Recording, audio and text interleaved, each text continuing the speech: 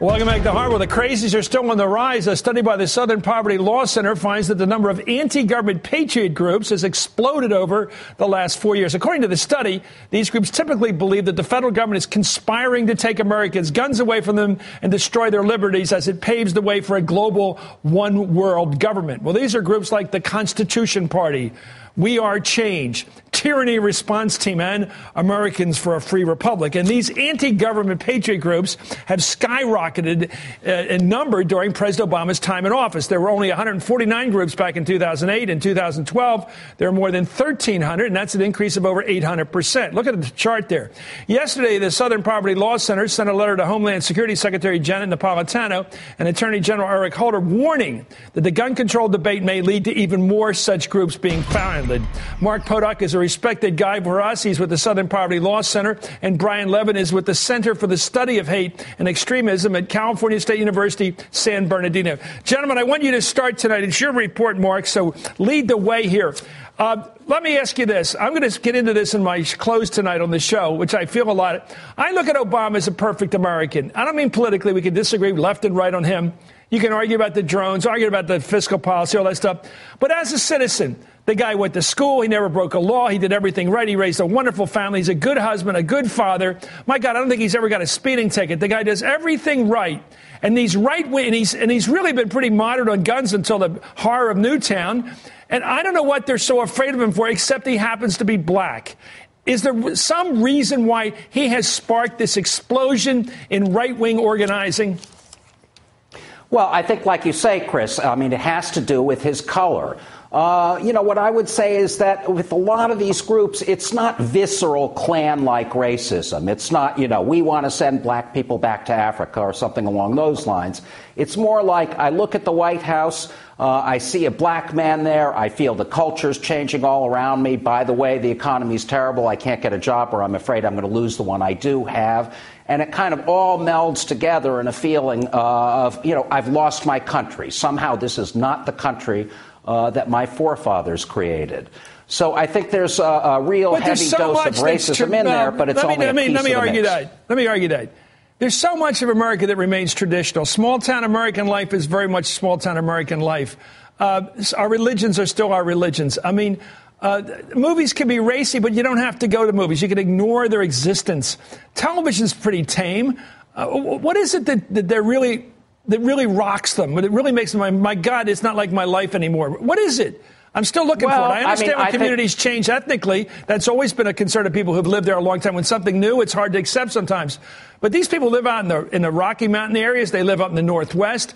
There's not much ethnic change going on in their lives, is it? Is there? Well, there's ethnic change going on in more places than you'd think, first of all. I live in Alabama, which used to be a state essentially of white people and black people, and there's now a very substantial Hispanic, Latino population. So there's that, but there's also discomfort with cultural changes like, for instance, same-sex marriage. Obviously, increasing majorities of Americans are in favor or don't oppose same-sex marriage. But for a lot of people, something like that is a very tough pill to swallow. It makes them feel that they live in a kind of a brave new world.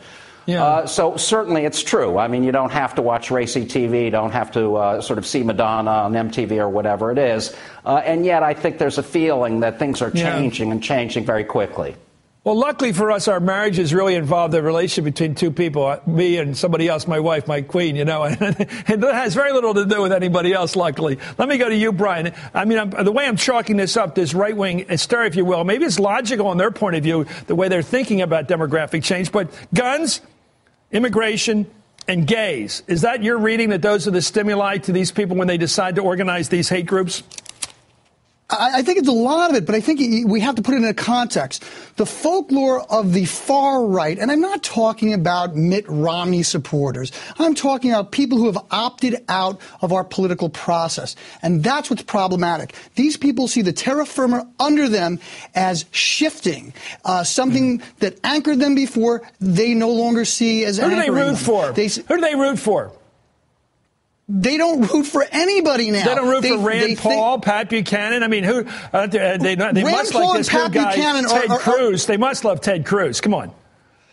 Look, I think you hit a nerve. And what that is there is now a part of mainstream politics which aligns with these kind of conspiracy theories, and they're getting away from what are traditional conservative Republican anchors. That is small government, personal responsibility, the idea that we are part of a political process, and if we didn't win this time, we'll try again. Now we're hearing secession. I like the way you talk. We're hearing...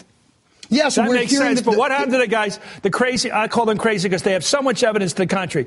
Why is Louis Gohmert of Texas over and over again talking about birtherism? Why is Donald Trump, with the sophistication of New York City around him, I'm going to get back to you on this, Mark, why does he keep pandering to these haters? Every time a guy with the money and the background and all the advantages of life, the beautiful wife, the children, he has everything going for him. And they can always point to a guy like that and say, he's not facing financial problems. He's not facing marital problems. He's got it made, and he believes all the nutty stuff I believe. He panders to them. What is that? How does that fit into this stuff?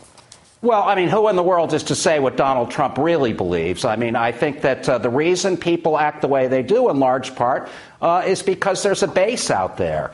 I also think that there's a kind of reverse part of this equation, which is that characters like Donald Trump, like a Lou Dobbs, formerly on TV, there are a number of people out there who are essentially acting as transmitters, who are bringing ideas from the very, very far fringes of the society into the mainstream. So we've got birtherism, we've got truthers, we've got all kinds of conspiracy. I agree. I'm hearing the same music from the more sophisticated and the least sophisticated, but it's the same music. The government's no good. It's out to get you. It's out to grab your guns. The country's turning brown and black, and you got nothing to do, and you're becoming irrelevant and gay, and you've got nothing to do with it. It is, it's not all the messages of Trump. He just sells the fact that our president is from another country and basically snuck into this country, somehow pretended to be who he is, and it's all a fraud. Well, I think that's pretty dangerous talk, too. Your thoughts, Brian? That's right. I think it's worth adding how one important... of the things that I think that we're seeing here on both sides of the political spectrum, and I think it's important to recognize that. Now, we certainly have a risk of violence and terrorism, more so from the extreme right wing. Who on the left is talking nutty right now? Give me some examples of nutty talk. Charles Barron is talking nutty from the left. The truthers are talking nutty from the left. So we have Alex Jones on the right. We have Charles Barron on the left. We have the people with Anonymous, with all kinds of conspiracy theories. One thing that I think is important, and that is conspiracy theories and a decoupling from the institutions and processes of our pluralistic democracy are occurring on both sides of the political spectrum. So we're hearing almost an equal number of people who say Bush was the Antichrist, as is Obama possibly the Antichrist. I don't think it's symmetric. I don't buy that it's symmetric because there are a lot more birthers than there are truthers. Public policy polling. That's right. The idea that there's an equivalency of the far left and the far right, I think, is just ridiculous. There is an equivalency, I agree with Brian, not with respect to the terrorist threat, theories on both sides. With respect to the threat that the internet and Brian, the way that we are having dialogue. We have conspiracists on the left. Look at the truthers. Look at all this kind of stuff on the left. We have it on the right as well. What I agree with Mark is that it is much more mainstream with regard to the institutions of the mainstream the Republicans put in their movement. platform. That's the difference. Mark, your last thought quickly. Absolutely. I agree with you both on that. Yeah, just that. I mean, look, it's the Republican Party that has adopted, for instance, the Agenda 21 conspiracy, the idea that there's a UN plot to strip away private property rights. It's just ridiculous to describe the extreme left at this point in our history as equivalent to the extreme right. We're going to have more on this as the year goes on. Mark Potok, with regard to terrorism risk, but with regard to what they're doing, yes, there is. Brian, we'll have you back, too. Brian Levin, thank you so much, gentlemen. Up next, if Hillary Clinton runs for president, she's got to run on her record, of course, as Secretary of State. And what was her biggest diplomatic achievement? So I'm going to get to the hardcore of the Hillary achievement of the last 4 years. We've got an expert coming here, and this is Hardball, the place for politics.